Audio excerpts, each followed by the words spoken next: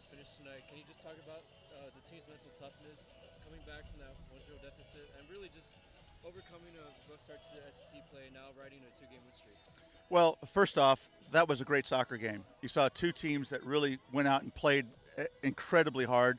Auburn has such a good side. They have such great energy. Karen does such a wonderful job of having them organized, having them. You saw both teams really trying to make it good. I think for the neutral, probably a super game to watch.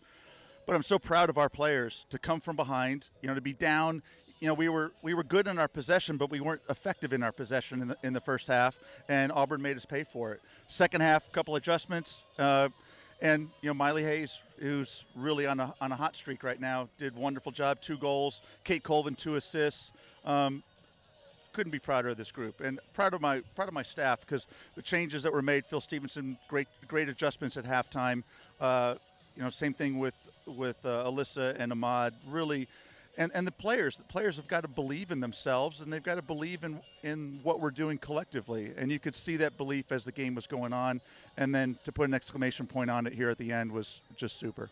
Just talk a little bit more about breaking through Auburn's defense. Coming into the match, in 15 of their 16 matches through the season, they've limited opponents to 1 score or less. So just talk about being able to break through and just being able to score.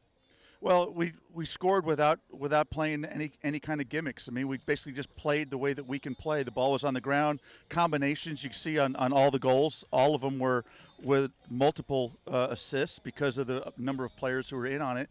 And no matter how good your defense is, it's just hard to play when you're playing more than 1 against 1. If it's 2 against 1, sometimes 3 against 2 in the setups that we had.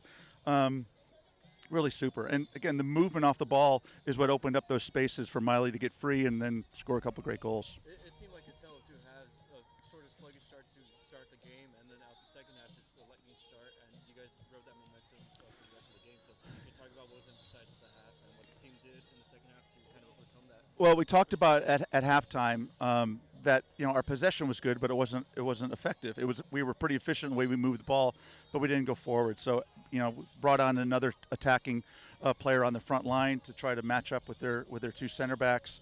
And then that all of a sudden allowed our outside people to come alive a little bit. And in the first half, I mean, Auburn just did a great job of being able to kind of stuff us about 25 or 30 yards from goal, so we never really got any dangerous chances in the first half. Second half, completely different. A little adjustment in the shape, and then the attitude and the drive of the players was what won it.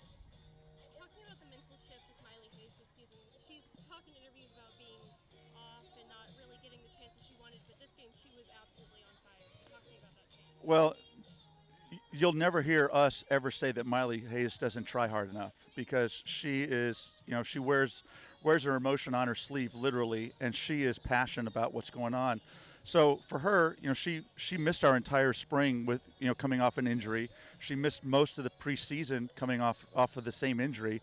So she's just now starting to hit her stride. I mean, literally hitting her stride now after last week being the SEC Offensive Player of the Week, and now today 2 more goals and 2 more really important goals. And you can see the confidence of her, and it just kind of it spreads to the entire team. But she's doing a great job of not just being a great individual player 1v1, which she was awesome tonight, but just in the way that she brings other people into the game and not trying to do more than she needs to do. And that's been the big step up for her from being a freshman to a sophomore. She was one of our leading scorers last year as a freshman, but now you can just see that confidence exuding because she's been there and done it. Can you just talk about how the 30 years at Aggie soccer was recognized tonight and what that means to you? Well, so to have so many of our former players here, I was a little worried that it was going to be kind of a lousy weekend if we couldn't find a way to win the game. But it means a lot.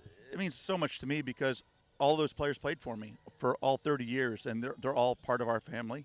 With coming out from the tunnel, I almost didn't make it to the bench by halftime because I was hugging too many of them coming over on the outside. So it's cool. It's great to see them. They are part of our family, and it's great that they have so much pride in what still goes on here on the field. I tell our players all the time that you're standing on their shoulders as far as what they accomplished and put this program on its feet. Now they live vicariously through you and the success that you have, so you owe it to them for what they've done for you, and you know that they'll always come out and support. So having 100 of them back today was awesome. Tomorrow we'll have a big dinner, and we'll have all of their kids and their families with them. So it'll be really, really special.